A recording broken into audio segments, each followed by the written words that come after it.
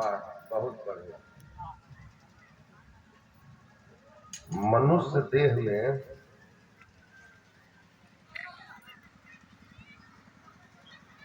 मनुष्य को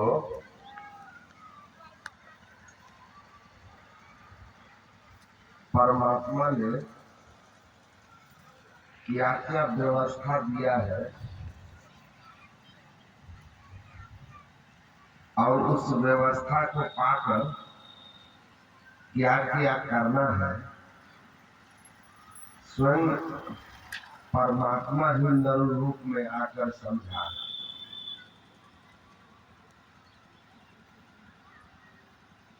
हम लोग जिस शरीर में रहते हैं, इस शरीर को कितना जानते हैं?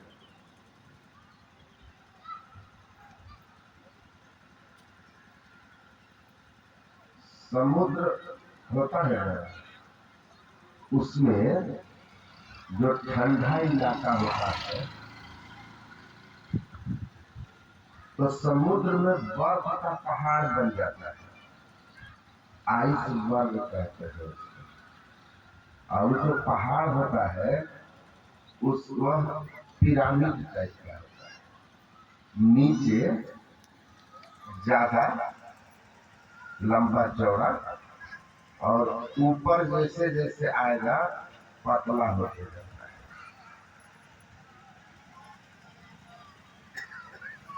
दिखता उसका पूरे शरीर का केवल 2-4% हिस्सा है, ज्यादा से ज्यादा 5% है। मतलब 100 में 95 भाग उसका पानी में छिपा होता है। इसीलिए कभी कभी उसके ऊपरी श्रृंखला को, ऊपरी शिखर को पतला देखकर, कमजोर समझकर पहले बड़े बड़े जहाज सोचते थे कि तोड़ के चले गए, लेकिन उसके नीचे का हिस्सा जो था जहाज के निचले भाग से टकराता था, जहाज को ही तोड़ देता था। टाइटैनिक नाम का एक जहाज ऐसे ही डूबा था, क्योंकि ऊपर के 5% भाग को ही वह समझा कि जो है सो यही है। तो ये हम लोगों का जो शरीर है ना, इसका जो ऊपरी सतह है, इसको स्थूल शरीर कहते हैं।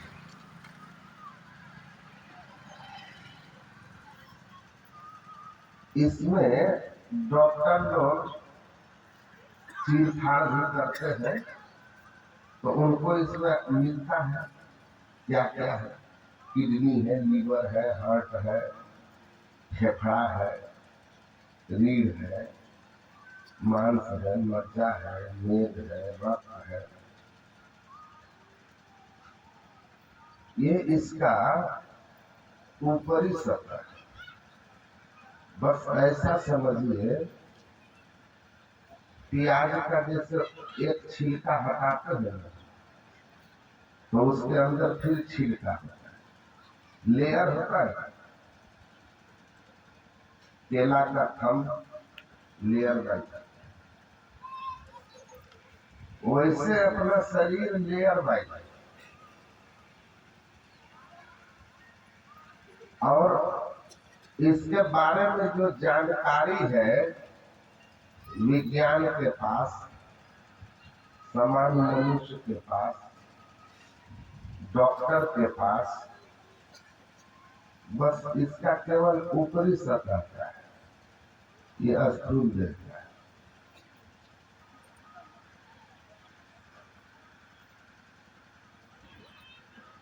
और हम लोग जीवन भर इसी स्थूले तल पर रह जाते हैं,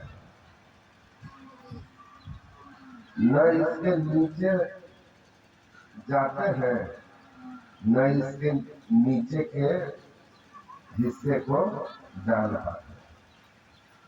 इस लेयर को हटाने वाला है,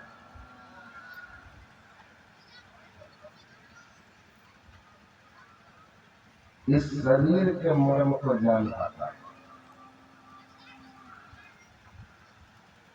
कैसे हटाइए?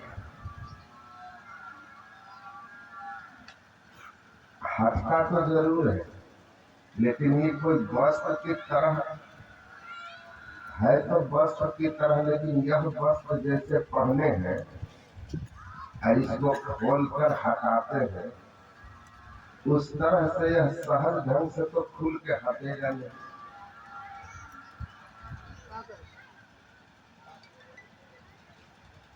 तो हटेगा कैसे इसका ऊपरी तल? कि हम इस शरीर के और तल को जान सकें, तब समझ में आएगा कि व्यवस्था क्या है। बाकी तो ऊपर से देख ही रहे हैं, इस शरीर को समझ ही रहे हैं, इस शरीर में रह के दुख भोग ही रहे। तो शंकराचार्य महाराज कहे ना कि अवश्य ही बड़े भाग्य से मनुष्य का शरीर मिलता है, लेकिन इस शरीर का जो ऊपरी तल है जिस पर आप रहते हो, जिसको स्थूल तल कहते हैं, स्थूल देह कहते हैं, वो नरक स्वदेह कहते हैं। चलता फिरता नरक है। बड़े भाग मनुष्य तन पावा, सुर दुर्लभ सब ग्रंथ ही गावा। बड़े भाग्य से मनुष्य का शरीर मिला है। जिस जो देवताओं के लिए दुर्लभ है, भगवान राम कहते हैं, उसी शरीर को चलता फिरता हुआ नरक भी शंकराचार्य जी कर रहे हैं। और शंकराचार्य गलत तो नहीं कहेंगे, संत गलत तो बोलते नहीं। तो इसी बात को समझना है। राजा युधिष्ठिर जो है ना, भीष्म पितामह से पूछे थे कि हम राजा हैं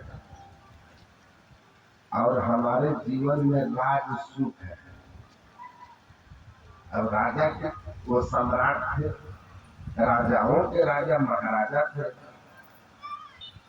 वो कह रहे हैं कि हमारे पास तो सब सुख सुविधा है, फिर भी हम देवता से अपने को निम्न अवस्था में पाते हैं। स्वाभाविक है, कोई राजा देवता से थोड़ी ना बड़ा हो जाएगा।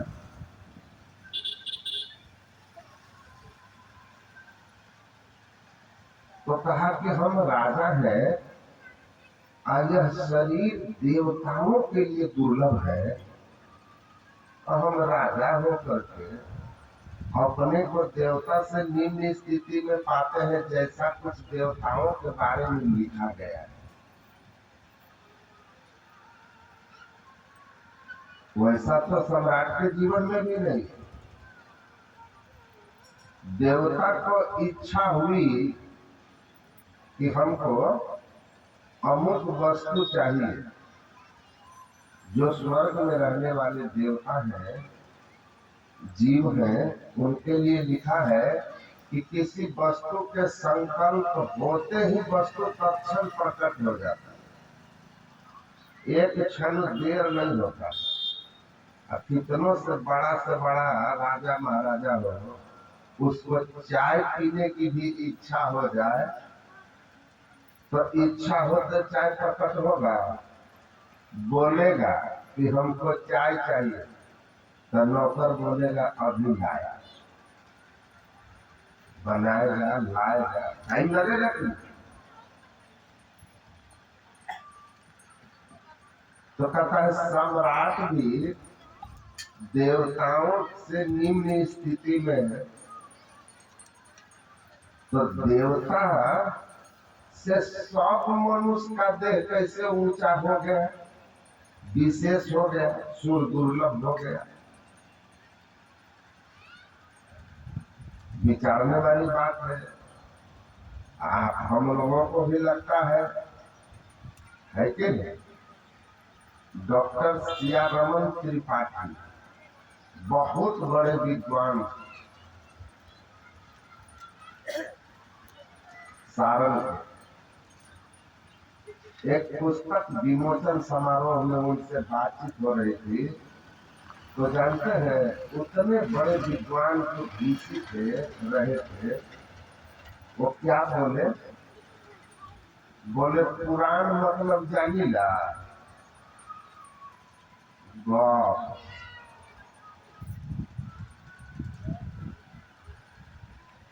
बढ़ा चढ़ा के बोलल बात, गप्पी आदमी जैसे कोई बात को नहीं बना देता है, बेहाथ पैर की भी कहानी गढ़ देता। तो कहते हैं पुराण मतलब गप, ये सब गप है। रामचरित मानस तुलसीदास के लपोरी। देखिए क्यों ऐसा बोले हो? क्यों ऐसा बोले? क्योंकि उनके दिमाग में घूम रहा है कि जैसा देवताओं के लिए कहा गया है उसके सामने मनुष्य देह क्या है। क्यों ऐसा उनका भाव? क्योंकि इस देह के केवल ऊपरी तल को जान रहे हैं, जिसको शंकराचार्य ने चलता फिरता नरक कहा। दुखे न है इस देह में जी। कौन कौन आदमी ऐसा यहाँ बैठे हैं जो कह दे कि हमारा में कोनो दुख नहीं है। एकदम स्वर्ग के देवता से ज्यादा हम सुख में। हम ही नहीं हाथ उठा सकेंगे तो आपका उठाइएगा बाल बच्चा वाला, बताइए।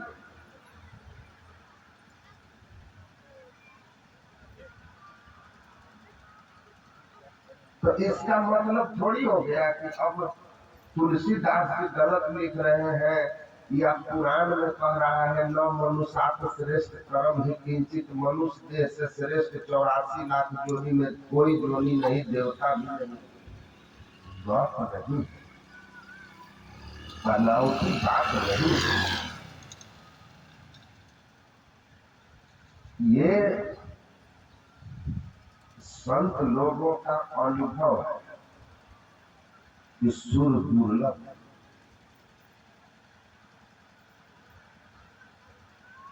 तो यह जो शरीर अभी जिस स्थिति में है अवश्य ही दुख में है, लेकिन ऐसा नहीं है कि आप दुख से छूट नहीं सकते। ऐसा नहीं है कि इस शरीर में व्यवस्था नहीं है कि आप देवता से भी ऊपर उठ सकते। यही जो साधन धाम है ना, जो इसके अंदर व्यवस्था है, और एक मोक्ष का द्वार, ये देवता के शरीर में भी नहीं। अब उसका उपयोग करेंगे तब ना। गुरु महाराज कहते थे, पूज्य महर्षि संत श्री परमहंस महाराज के प्रवचन में है कि गुरु महाराज से एक बार मैंने कहा, जिज्ञासा की कि सतगुरु सब कुछ दिन देत कछु ना रहियो, हम ही अभागी निर्दान, सुख तज दुख नहीं। कि सदगुरु महाराज तो सब कुछ दे दिए, देने में कोई कमी नहीं थी, हम ही अभागी निर्दान। जब सतगुरु सब कुछ दे ही दिए, ईश्वर सब कुछ दे ही दिए, तो हम ही अभागिन नारी। हम अभागिन नारी कैसे रह गए कि सुख छोड़ के दुख ले लिए? तो गुरु महाराज जी ने कहा, पूज्य बाबा के प्रवचन में है कि गुरु महाराज ने कहा कि मेरा सारा खजाना मेरे बक्से में है, सोना चांदी रुपया पैसा अपूत संपत्ति, उसकी चाबी आपके हाथ में हम दे दिए कि लीजिए आज से बक्सा आपका, खजाना आपका।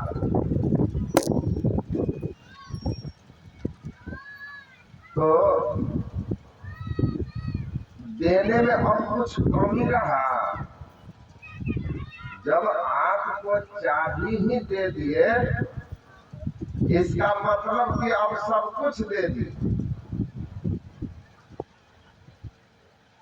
अरे ये बबूल का प्रेती का फूल है, नीम का फूल है, ये स्वस्थ करेगा। चैती मिठाई है, अब बैसाख में जो है बरस रहा है हम लोगों पर, ये लोग गला में पहनाए थे, भगवान खुश हुए, ऊपर से बरसा रहे हैं। तो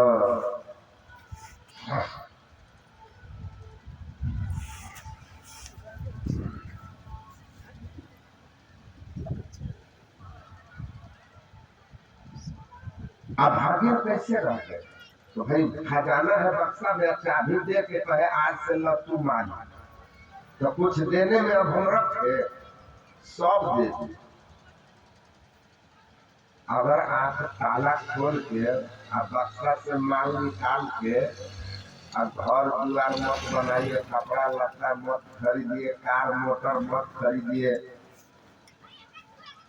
हम मटर के सतुआ सान के नमक संगे रोज मिर्चाई में खाइए, तो आप ही ना भागा। मिल तो गया। तो गुरु महाराज ने कहा उसी तरह जो यह मनुष्य देह है ना, इस गुफा में अकुत भंडार है। गुरु नानक कहते इतना भंडार भरा हुआ है, कितनो खर्च करोगे खत्म नहीं होगा। इसकी चाबी मिल गई है तो ताला खोल ही नहीं रहे। दीक्षा क्या है? चाबी ना। दीक्षा लेकर आराम से बैठे हैं, ताला नहीं खोल रहे हैं, तो अभागी है। तो भगवान इस शरीर में सब व्यवस्था दिए हैं, उस व्यवस्था का लाभ लेने के लिए जहाँ व्यवस्थाएं हैं उसके लिए एक रास्ता भी बना दिए हैं। तू कहाँ रखा हुआ है, कौन से कमरे में है।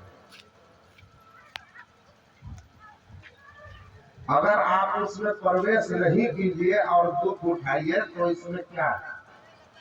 तो कहा कि देखो यह जो मनुष्य देह है ना, इसके एक तल ऊपर चल के देखो,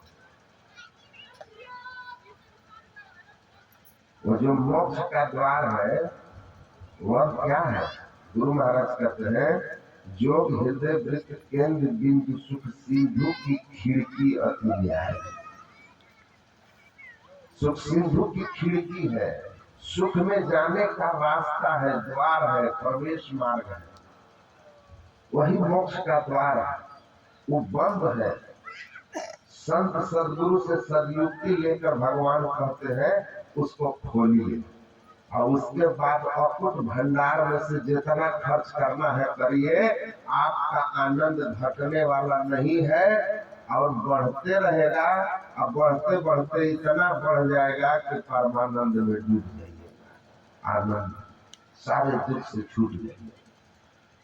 तो भीष्म पितामह ने कहा कि शरीर के दो तल हैं, मृत्यु सेव अमृत सेव द्वयम देहे प्रतिष्ठित। मृत्यु विष अमृत दोनों इसी देह में है, दो जगह। स्थूल तल पर 9 द्वार हो रहा अति ही मलिन होता। ये स्थूल तल 9 द्वार वाला, 2 आंख 2 कान 2 नाक मुंह मलमूत्र के द्वार, 9 मलिन द्वार है, दुर्गंधी युक्त द्वार है, अंधकारमय द्वार है। इसमें हम रहते हैं, दुखालय में रहते हैं, दुख में रहते हैं, दुख भोगते हैं, दैहिक दैविक भौतिक दुख भोगते हैं अंदर।